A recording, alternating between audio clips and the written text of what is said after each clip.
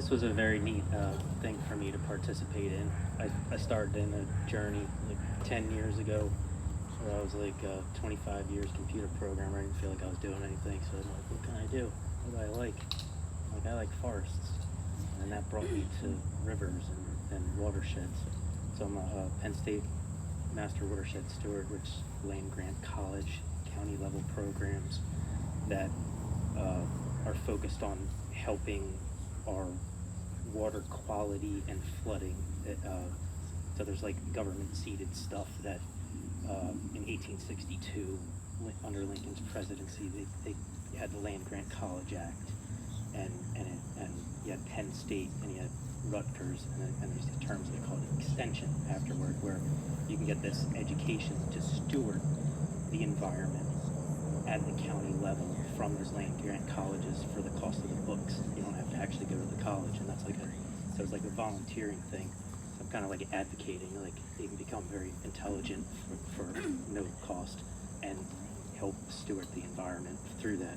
But even another program, PHS tree tenders, man, that's a cool thing. That'll teach you how to tell you the difference between native and invasive, tell you the difference in your native trees, and how to advocate for them, how to get grants and all that stuff, and that led me down the path to create Excel events. And then that was a journey. So it's like I thought that volunteering was like there's environmental justice laws, and then there's just something called restorative justice, where you get in trouble and then you have to do volunteer community service hours. So I would host these events with kids with ankle bracelets and stuff like that, and they would have their foreman sitting there, and I'd be like, you want to plant a tree? And they would go, no, they got in trouble, I'm not going to do that. So the goal of community service is trying to get you to be like, I planted a tree in that forest, so you care about the forest or the community. So that's what volunteering is supposed to be. And then so inherently, what weird systems that we were doing were making it so that volunteering is like a punishment. And then so our goal, so I would have to explain that to the person that's foremanning the people, and then it would actually plant a tree. But it's the way that we look at things.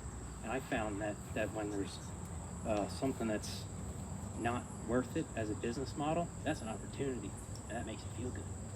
And some of the ways that you can do that is through volunteering, it's through nonprofits, and it's more consistent with these nonprofits and stuff. Our government goes, hey, cut that pristine forest down, to currently what they're mapping out in Congress. They're mapping out all of the mineral rights in the United States. And there's funding to do that to the end of the year, so they're trying to exponentially do that as fast as they can. And what that looks like throughout the country is a whole bunch of representatives in the House and senators going, don't look for uranium in my New Mexico reservation. We've already went through this, and it pollutes all the watersheds. That's what all of our so we're at mapping 30% of all the mineral resources, and they're trying to make that go faster, and opening up all those federal lands to stuff like fracking, and then there's a separate thing with U.S. forestry that's trying to take away all of the they're taking away forest fighting initiatives from the federal government in U.S. forestry, and they're putting it on the states.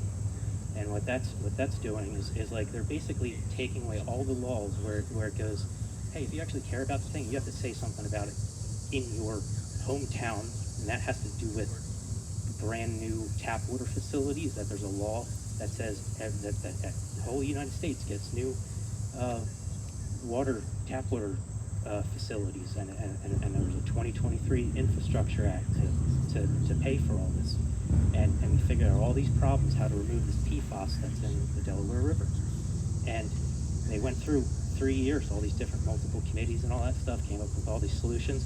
3 weeks ago, they removed the PFAS clause from that. So now everybody, when they have to mandatorily update all of these, your tap water facilities, you have to go to your local municipality and demand that you get the best technology that removes the PFAS, and then it makes your water like Deer Park water, spring water, which is inherently the most cleanest filtered water is the ground filter in the water, not any filter that we have.